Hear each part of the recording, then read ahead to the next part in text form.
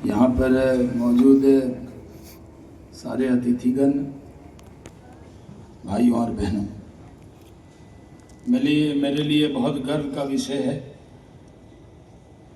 कि आज माननीय कुलपति जी का मैं बहुत आभारी भी हूँ कि उन्होंने मुझे बाबा साहब भीमराव अम्बेडकर बिहार विश्वविद्यालय में झंडा तोलन के अवसर पर उपस्थित होने का मौका दिया है। और सबसे ऊंचा झंडा हमारा यहाँ आज स्थापित किया गया है। माननीय कुलपति जी को मैं बहुत पहले से जानता हूँ, मेरा 2500 साल पुराना रिश्ता है। बनारस बहुत जाना होता है, लेकिन मैं दो चीज़ों के बारे में बराबर पूछता रहता हूँ कि जब इस विश्वविद्यालय में आता हूँ, इधर से गुज़रता हूँ, तो मुजफ्फरपुर के लिए प्रेस्टीज, मुजफ्फरपुर की शान अगर कुछ है तो ये विश्वविद्यालय है और यहाँ का लंगट सिंह कॉलेज। और उसके बारे में जितने सुधार अभी हुए हैं उसके लिए जितनी प्रशंसा की जाए कम है। मैं पहले भी, क्योंकि मुजफ्फरपुर मेरी जन्मभूमि है, शियावलपुर गांव में मैं पैदा हुआ हूँ, यहीं से पढ़ लिख कर दिल्ली गया हूँ, और किशनगंज, अररिया, पूर्णिया, भागलपुर, बांका ये मेरी कर्म भूमि है। यहाँ के प्रोफेसर साहब भी हैं हमारे भागलपुर के ही, और उन यूनिवर्सिटीज़ में जाने का मौका मिला है। लेकिन 99 से करीब 26 साल से बिहार विश्वविद्यालय में अवसर नहीं मिला। यहाँ जब राजदेव बाबू थे तब एक बार मैं उनसे मिलने उनके निवास पे आया था। उसके बाद यूनिवर्सिटी के किसी कार्यक्रम में आने का मन बहुत था, लेकिन आज जो अवसर मिला है ये बहुत बड़ा है, ये सदा मेरे जीवन में याद रहेगा। हमारे गणतंत्र की ताकत जो है उस पर हम सब गर्व करते हैं।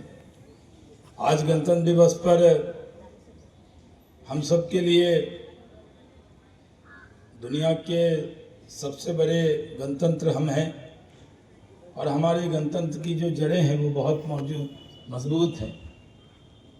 और मैं 99 से करीब 26 साल से दिल्ली में ही गणतंत्र दिवस परेड में रहता था, लेकिन पहली बार 26 साल बाद 26 जनवरी को मैं अपने जन्मभूमि मुजफ्फरपुर में हूँ।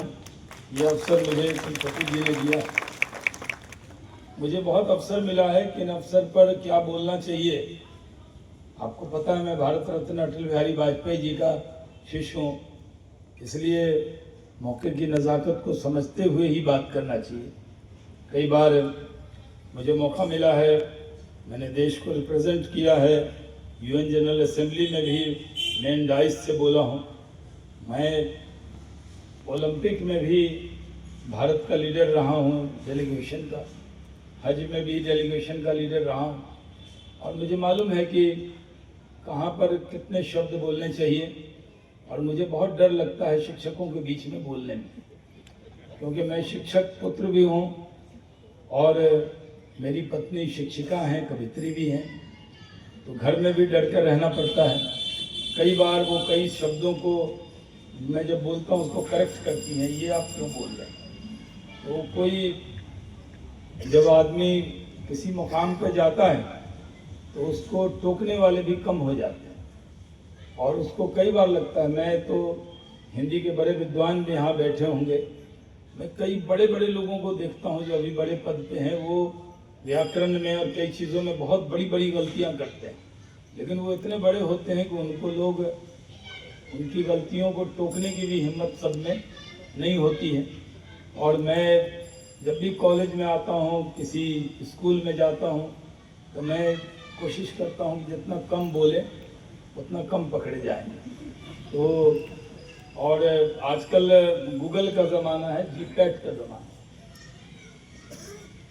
अभी मैं एक कॉन्फ्रेंस में गया था तो उन्होंने मुझे अवार्ड देने को बुलाया अशोका होटल में, करीब 1000 लोग और सब हु इज़ हु थे। मुझे लगा कि मुझे सिर्फ अवार्ड देना है, मुझे कुछ बोलना नहीं है, मैं जाऊंगा अवार्ड दूंगा, लेकिन उन्होंने कहा कि नहीं आपको इस पर बोलना है। तो कोई तैयारी नहीं थी, टूरिज़्म का था, टूरिज़्म के में भारत ने क्या क्या उपलब्धियां प्राप्त की हैं, टूरिज़्म पर क्या क्या काम भारत सरकार कर रही है, और मुझे तो बोलना ही था।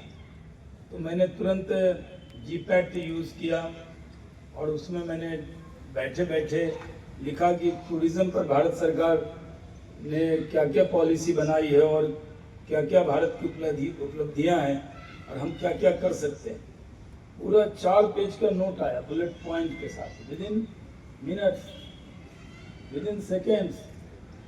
और उसके बाद मैं करीब 47-48 मिनट उस पर पॉइंटर के साथ बोलता रहा, और उनकी सब कमियां भी आ गई, खूबियां भी आ गई।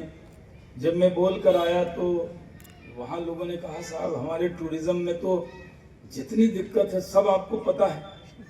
मैंने कहा हाँ, अध्ययन तो करना ही पड़ता है। और वो जीपैट का कमाल, क्योंकि उसने टूरिज़्म पर भारत सरकार ने कौन सी योजना बनाई, तीर्थ योजना और कोई योजना, डोमेस्टिक टूरिज़्म कहाँ कहाँ हो सकता है, इसमें क्या क्या कमियां हैं, क्या क्या सुधार किया जा सकता है। तो जो मैं 10-12 किताब लेकर पढ़ता, तैयारी करता, पूरी रात बैठता कि कल मुझे बोलना है, वो सब मुझे जीपैट पे, उसमें भी सब सही नहीं होता। आप लोग भी डाउनलोड कर लें, अच्छा मैंने कई लोगों को डाउनलोड कराया और सारी चीज़ें मिल जाती। एक नेताजी आए थे, वो बहुत गप मार रहे थे, मैं ये हूँ वो हूँ। मैंने उनका नाम लिखा, गूगल किया, तो जितना वो बोल रहे थे उसमें से वो कुछ नहीं थे। अब तो गूगल का ज़माना है, आपको सब आपके बारे में लोग जानते हैं। आप कहाँ गए, नहीं गए, कब एमपी रहे, कब मिनिस्टर रहे, कौन से आपकी उपलब्धियां हैं, ये सब लोग जानते हैं। तो गणतंत्र दिवस पर तो मुझे बहुत खुशी है कि मुझे ये भी नहीं मालूम था कि मुझे आज बोलना भी है, लेकिन मैंने कोई जीपैट यूज़ नहीं किया। मैंने सिर्फ मुजफ्फरपुर में मोहब्बत की बात की है, क्योंकि मुझे बहुत लगाव है। मैं बहुत कुछ मुजफ्फरपुर के लिए करता रहता हूँ। जब मैं स्पोर्ट्स मिनिस्टर बना तो मैंने यहाँ साई का सेंटर खोला और 3 जगह तो यहाँ भी खोला। जब इंडस्ट्री मिनिस्टर बना तो मैंने मुजफ्फरपुर में जो इंडस्ट्री के बारे में जो संभावनाएं थी उसको ज़मीन पर उतार कर मोतीपुर और बेला में दिखाया। मुजफ्फरपुर में बहुत अपार संभावनाएं हैं। गणतंत्र दिवस पर हमको यही प्रण करना चाहिए कि जिस तरह वीसी साहब ने इस झंडे को ऊंचा लगाया है, मुजफ्फरपुर भी हम सब प्रण लें कि गणतंत्र के दिवस के अवसर पर इसको हम और ऊंचा इस यूनिवर्सिटी को करेंगे। और ऐसी यूनिवर्सिटी हो कि लोग, सेंट्रल यूनिवर्सिटी जो बड़ी मशहूर है, जहाँ एडमिशन के लिए बहुत संघर्ष होता है, उससे भी ज़्यादा संघर्ष यहाँ हो। यहाँ के बच्चे निकलकर पूरे देश दुनिया से लोग यहाँ पढ़ने आए। हमारे यहाँ भी विक्रमशिला तिलकामाझी यूनिवर्सिटी है और विक्रमशिला में भी सेंट्रल यूनिवर्सिटी भागलपुर में बनने जा रही है। मुझे खुशी है कि बिहार यूनिवर्सिटी जो बाबा साहब के नाम पर है, इसमें बहुत तरक्की हुई है। और आइंदा मैं ज़रूर चाहूँगा कि आप मुजफ्फरपुर के होने के नाते जो भी मेरा सहयोग कभी हो, मैं नहीं कहता कि मैं बड़ा सहयोग कर सकता हूँ, लेकिन यूनिवर्सिटी के लिए कभी भी कुछ मेरे लिए आदेश हो तो वीसी साहब कर सकते हैं, मैं ज़रूर उस पर खड़ा उतरने की कोशिश करूँगा। आप सबको आज के दिन गणतंत्र दिवस की बहुत बधाई देता हूँ और बहुत इसकी शुभकामना देता हूँ और वीसी साहब का बहुत आभार व्यक्त करता हूँ। जय हिंद।